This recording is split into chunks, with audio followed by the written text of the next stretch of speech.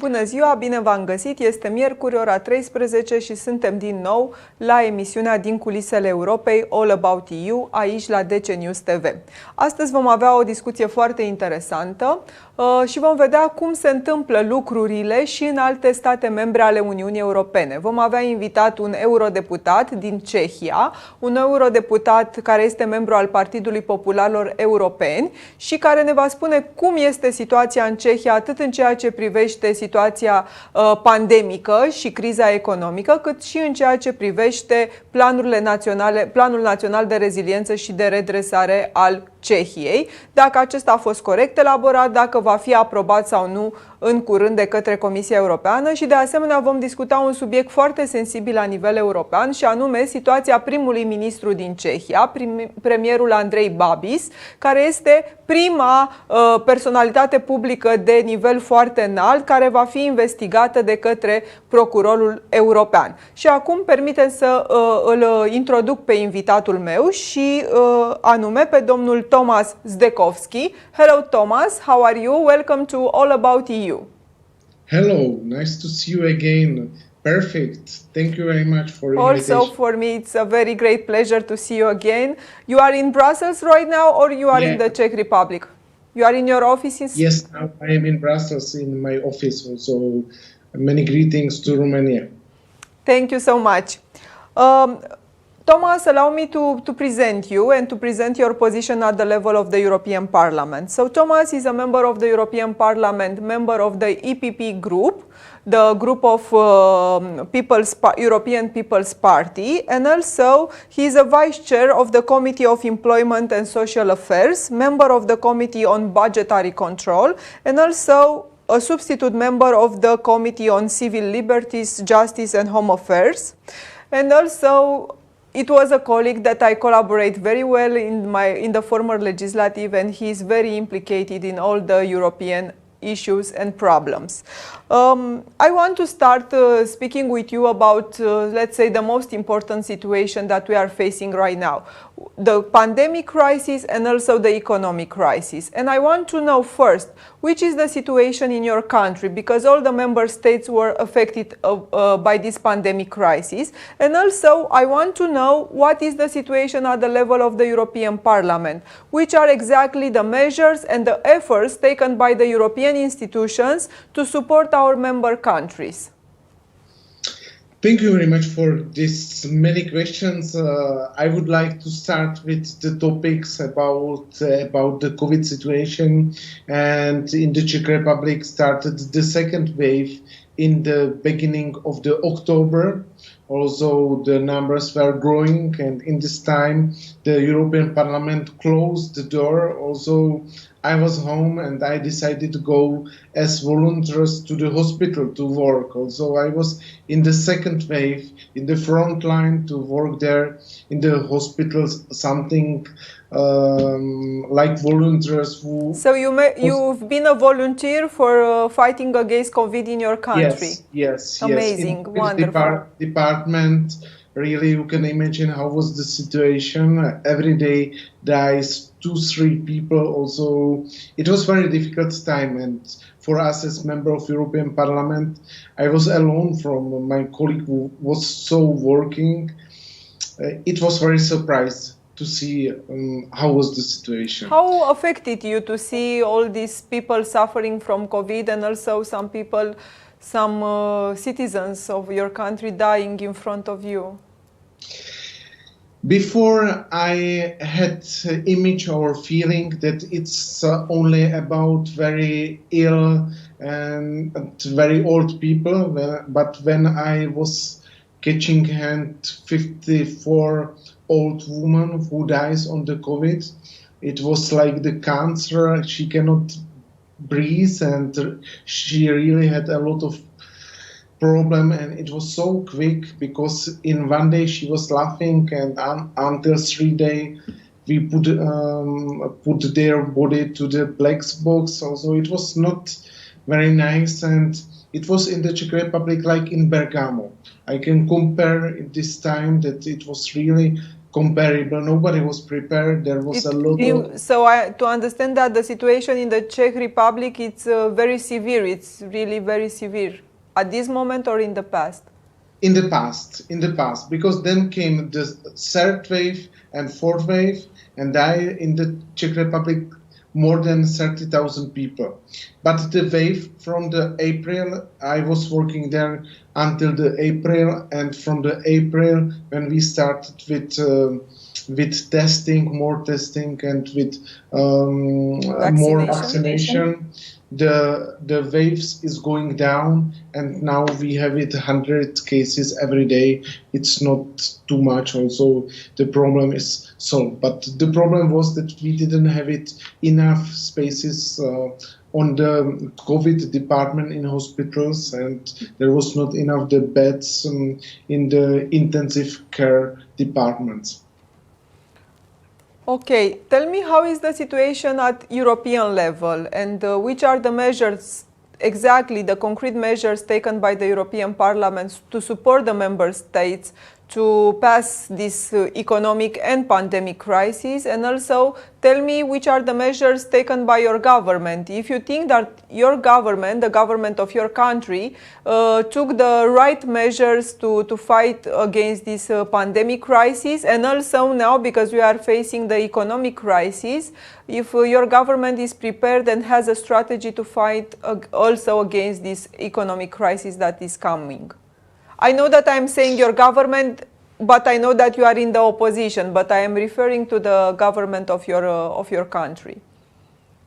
Yeah, on the European level, it's the problem plus minus solved. We have now enough vaccine.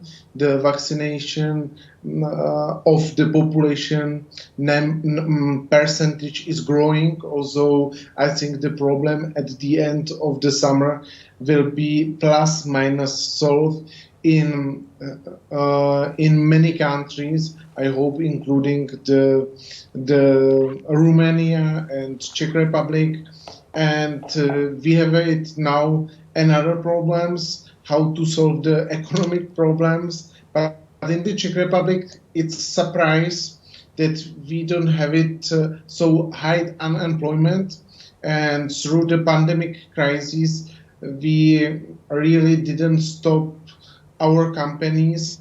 Now we see the results that many of companies has better numbers and are in the black numbers because they are still working and they have enough businesses around the world. Because around the world, the economic crisis was much more stronger. Also, general, I cannot criticize the Czech Republic for the economic things. I think that plus minus they did maximum, but problem is much more how they interpreted the numbers and how they were behave in this pandemic crisis, because they had there a lot of dirty businesses, especially with the health supplement and with the things what were coming from the China, and really there was a lot of corruption, and this is what we criticize as opposition, and how they behave in these times, how they were really postpone some social money for the families and for the people, and I think it's very necessary to see it in the context. So your opinion is that your government wasn't very supportive with the people during this pandemic crisis, and there are some, let's say, situation of corruption regarding the acquisition of technical and medical supplies for the population. Absolutely, absolutely. Especially in these times, the people from the Czech government bought one respirator for some 20-30 euro. Also, there were some of misused the money, and after the election, they will be in October. We want to investigate all these cases, because I think it's absolutely unbelievable. So in October, you will have a parliamentary election in the Czech Republic?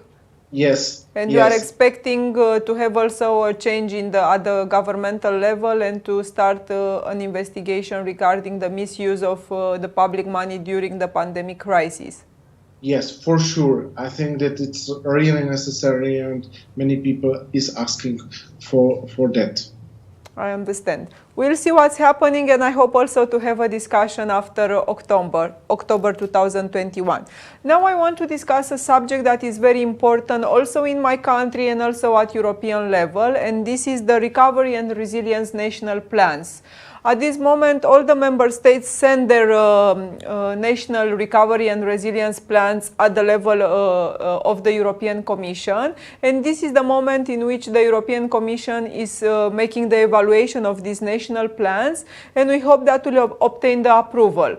I want to know what is the situation regarding the national plan of the Czech Republic and how much money, how much European funds you will receive through this national plan for resilience and recovery.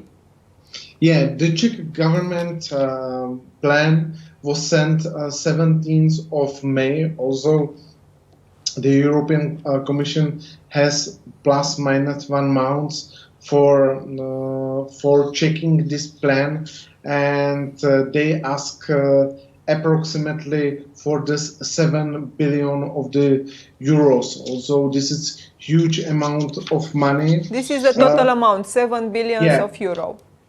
7 billions of half European funds and half it will be credit.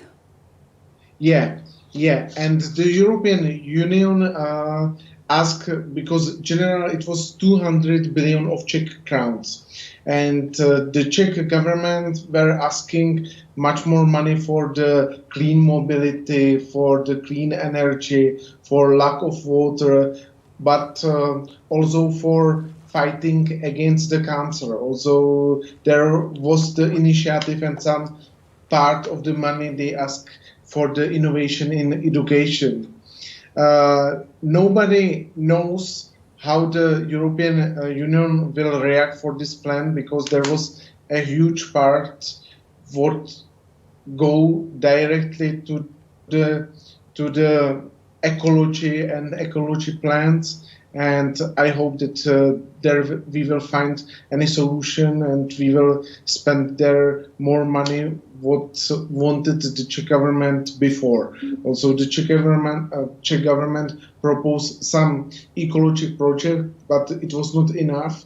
Also, they had to increase much more project, but I don't know how is the quality, and let's see what will be the results of the negotiation with the European Commission. I want to ask you, before sending the plan to Brussels, the government of the Czech Republic presented this plan at the level of the national parliament, and it was a consultation, a public consultation with the opposition, with the members of the opposition, with the NGOs, with the private sector regarding the elaboration of these plans and regarding the projects that are included in this national plan? Yes, it was presented for the public, for the opposition too, but it was plus minus pro forma. We criticized there a lot of things, but as the opposition, and there was the concrete criticism. It was not only destructive, but very constructive criticism, but they don't want it to see them, and they don't want it to respond us our question. Also, yes, after the criticism of NGOs, they change a little bit the structures of the plan, but I think especially in the cancer fight, it was the wish of our Prime Minister. He's in the conflict of interest, and he has a lot of businesses in the cancer clinics. Also, I think it's much more focused for this issue, because our Prime Minister wants this money for solving this problem, and let's see what will happen after that. So it is a sensitive situation, because there are some projects included in the Czech national plan that these projects have something to do, let's say, with the commercial activity of your Prime Minister?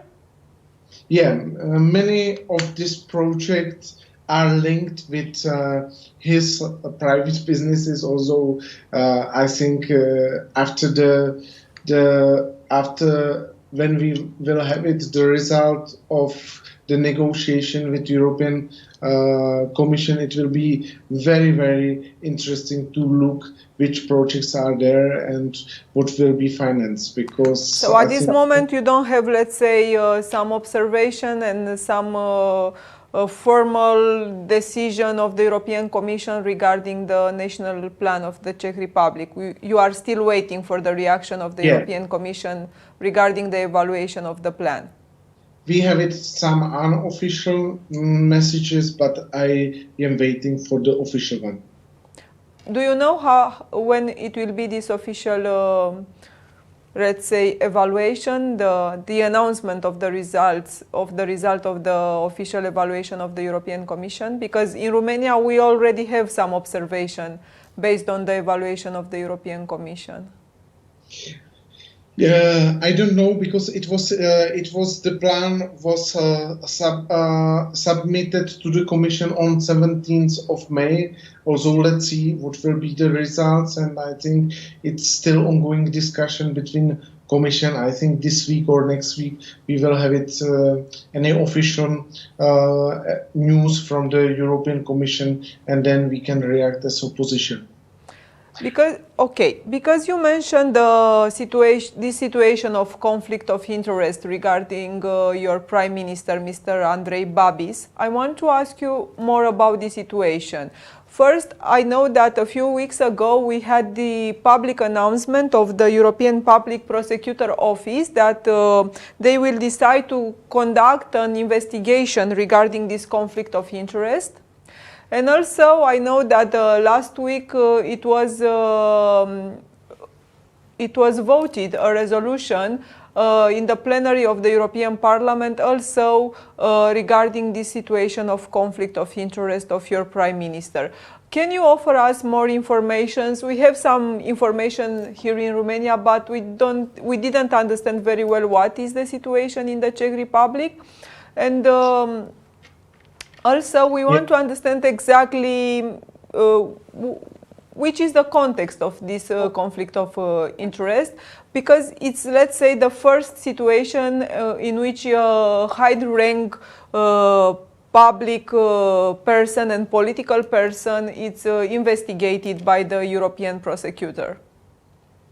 Yeah, I think it's very necessary to say that Andrej Babiš is most richest man in the Czech Republic. And what exactly means the most rich man in the Czech Republic? Can you offer me some figures? Yeah, he has 220 companies in his holding, and more of them are focused for some agriculture and for the food industry. Also, they are receiving a lot of money from European budget.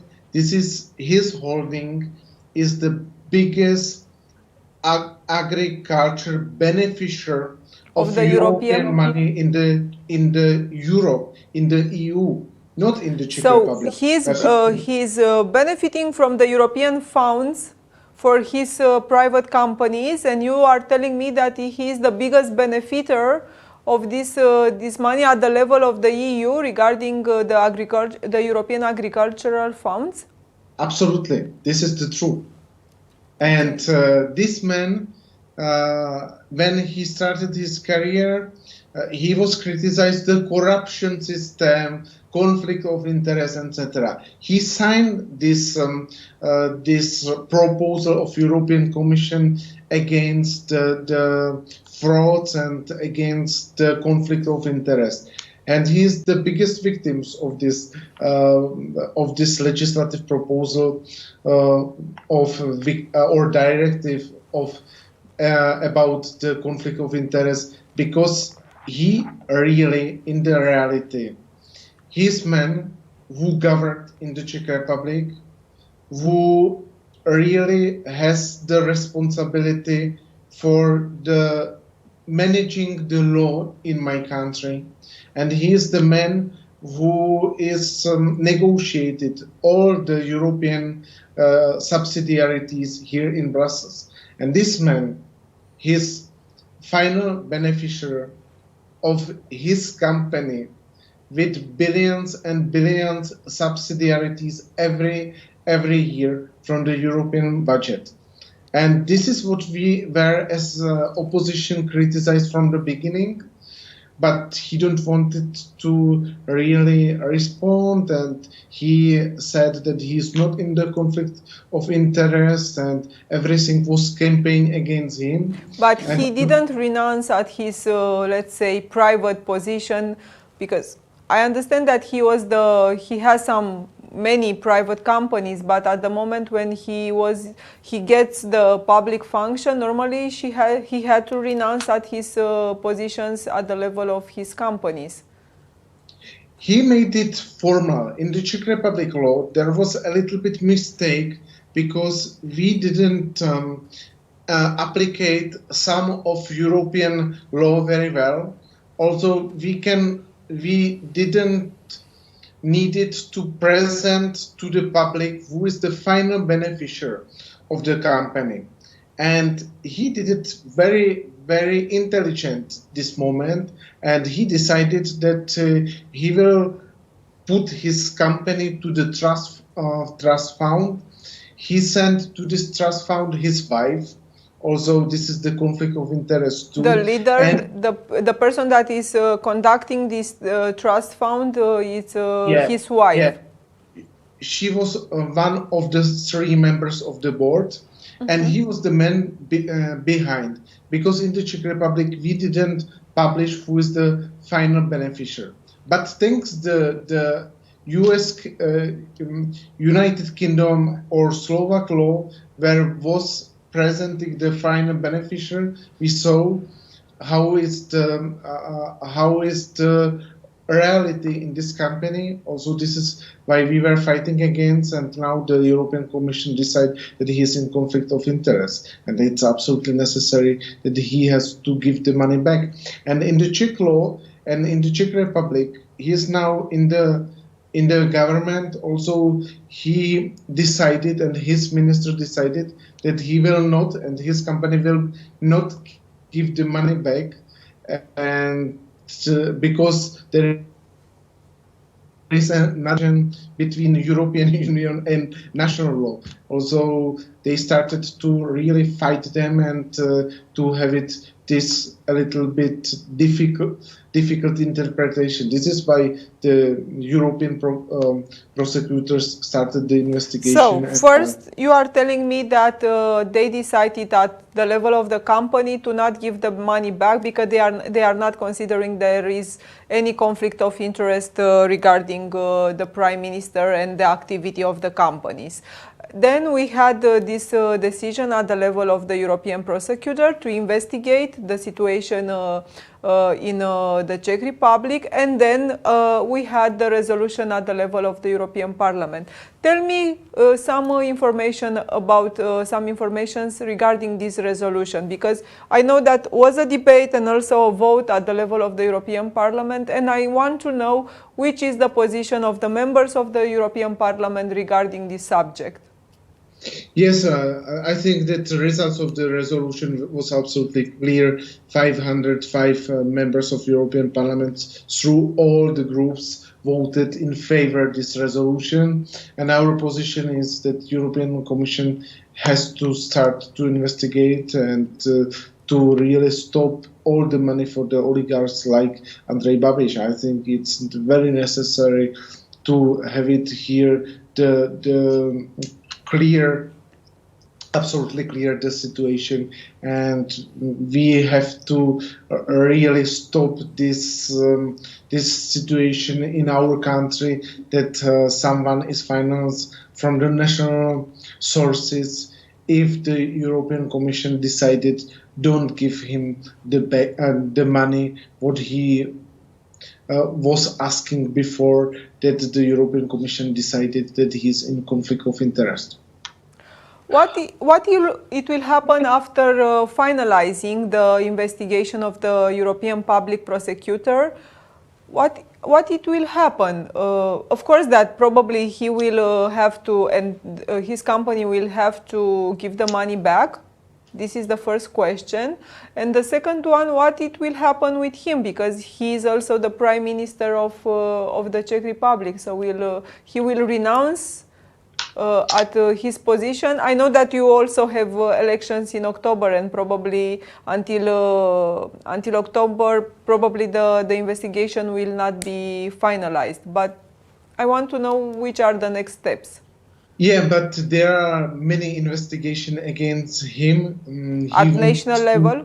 Yeah, of course. And first is about the fraud of European money, because he took the money for the small and middle SMEs for his huge holding, and it was investigated by Olaf. But Olaf decided that it was against the law, and in the Czech Republic it was investigated, and now the police close it, and he will go maybe to the court in the autumn. So the investigation is finalized, and now he is going to the court with. Yeah. Now. And the judges will decide if he is guilty or not.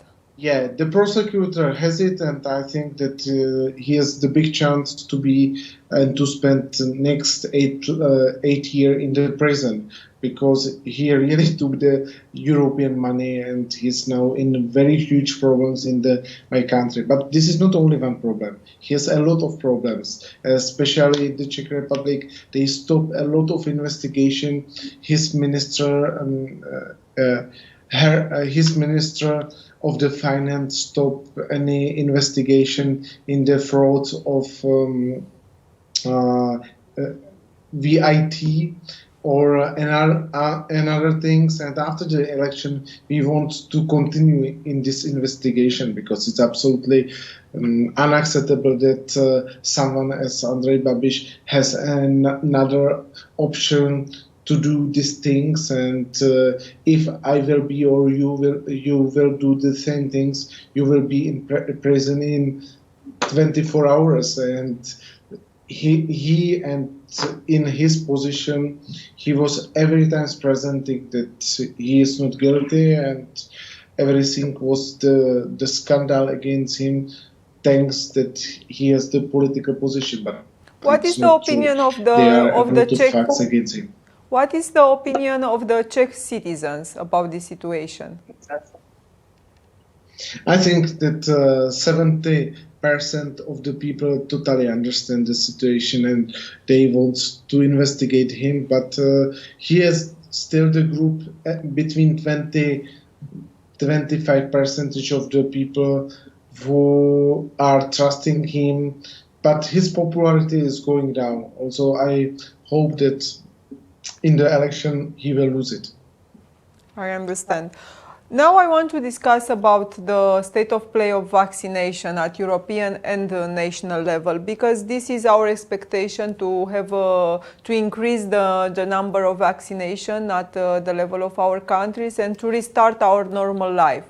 Tell me, how is the situation in the Czech Republic? If you are expecting that, I don't know, until the end of the summer to have the majority of the population vaccinated, and also if at European level we will reach this 70% of European citizens that will be vaccinated, and we'll start our normal life, we'll start to travel again, we'll start our normal economic activity. Yeah, this is a very good question. In the Czech Republic, we received only in June more than 2,700,000 doses of vaccine. Also, the vaccination is really going very well, and I'm very happy that many of people are vaccinated around me.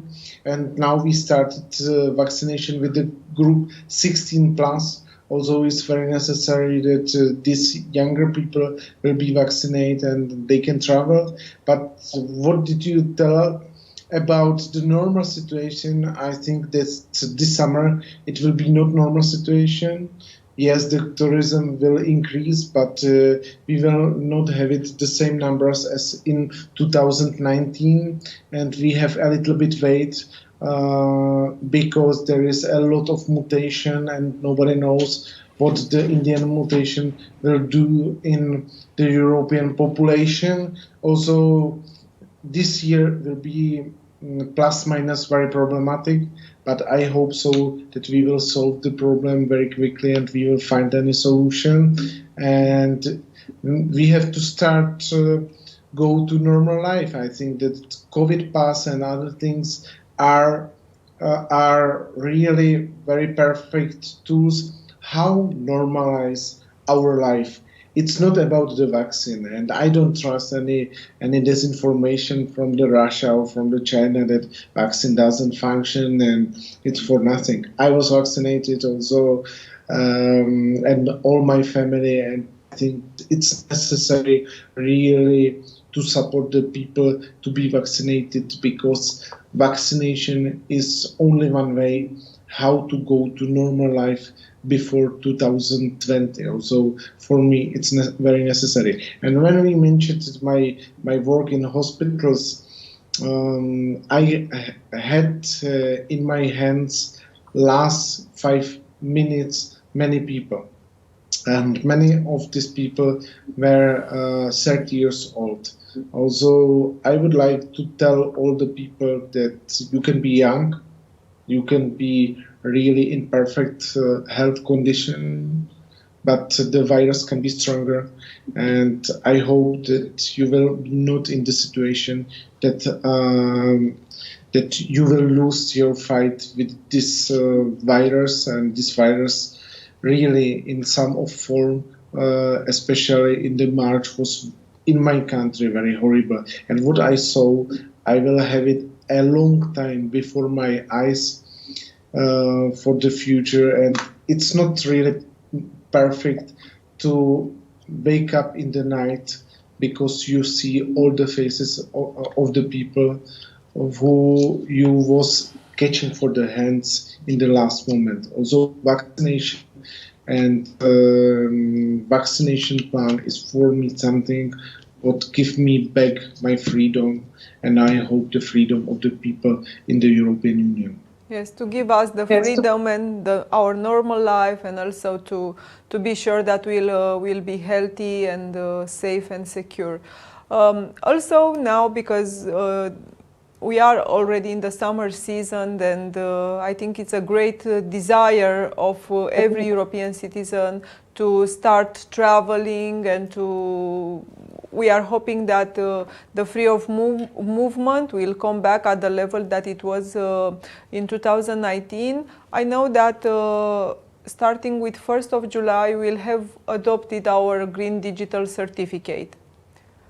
Do you think that starting with this will be really the official date in which we can start to use this Green Digital Certificate for free movement at the level of the EU? Yeah, I am using this green COVID pass or this green certificate right now, and it was really excellent feeling today when I went to the airport and they don't wanted any test from me, because I really were on the COVID test, on the PCR and antigen test 200 times.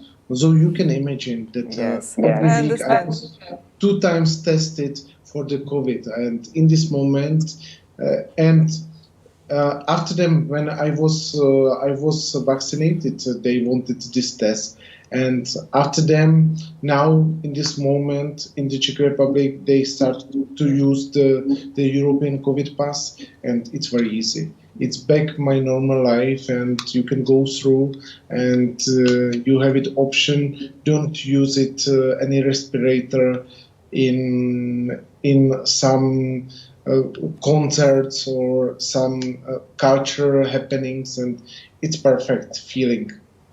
Also, this green certificate will help very much the touristic industry. Tell me, how is the situation with the touristic sector in your country? In my country, the tourism is very affected, and the people that are working in restaurants, in hotels, in cultural and entertainment activities, they are very affected by this pandemic crisis, and they are really waiting to restart their activity.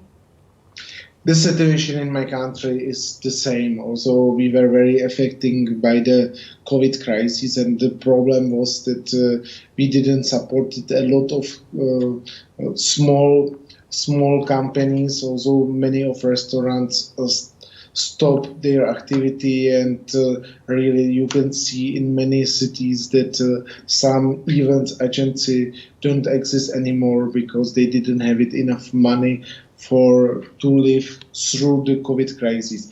But in this moment, we don't have a lot of tourists outside the Czech Republic. The situation is really on the 10% of the year 2019. 10%? Yes. Okay. It's not bigger, and in many hotels you can see many empty rooms. In these times, when I was asking for the room in the Rome or in the Paris, there was fully booked, especially in the center. But look to the booking.com or other application, you can find there a lot of rooms. Also, I think the situation is so, how is it? And it's really very necessary to solve the problem and to find some financial support, and let's say to have a clear strategy at the level of the European Union, and also this strategy to be linked with some financial support for the touristic sector. And also I think every member state should have this kind of strategy and some financial support and incentives and subsidies for the people that are working in this industry. Your government has this kind of strategy or offer to the companies in the sector financial support? Yeah, they offered the financial support, but it wasn't enough. And you know that especially in the touristic sector, many people are working in the Schwarz system. Also, they have the special ID, and they are working in the companies, but they are like themselves any interpreters. Also, they have to work, and then they have money, and it was very difficult. Also, many of people working in restaurants are now working in the automotive industry or other industries. So they changed the activity. Absolutely. How is the situation with the restrictions in your country at this moment? Do you still have? We don't have a lot of restriction. In my country, you have sometimes use any respirator, especially in the public transport, or there are some things what you have to do if you are in the shop, but normal, the life is going back, and in many sectors it's going as normal life before. So also the restaurants and the hotels now are open to the public and to the clients? Yeah, they are open to the public and clients, and they really are coming back to normal life. You are also vice chair of the Employment Committee, which is one of the most important committees in the European Parliament. And also after this pandemic and economic crisis, I think the social measures are very important for our European citizens. Tell me some projects or some legislative dossiers that represents a priority for the European Parliament, and that you are discussing together with the colleagues from the Employment Committee right now in the Parliament. I think we were working very hard on the issue of European Globalization Fund, and this is fund who is helping the companies who has the economic problems during this pandemic, and especially for the biggest one of the biggest one. They can use this European money especially for the transformation of the people from one sector to other sector, for the education and requalification. Also, it was for us the topic number one, and we have the several of topics what we are discussing, but I think more important topics was about really how to fight for the same level of employment during the crisis, and how to really solve the problems that we don't want to increase a lot unemployment through the Europe. Also, it was for us very necessary, and I think the plus minus in the Europe, the situation is the same as in the beginning 2020, and we have to solve much more countries would have it the problem. In the Czech Republic is unemployment going down, especially we don't need any help. The same situation is in Germany and in other countries. Last question. You told me that you are very involved in the reform of the European Parliament and more in the reform of some European institutions at the level of the European Parliament. I want also to know what is your opinion regarding the necessity of this reform. I think that's really something what is very crucial.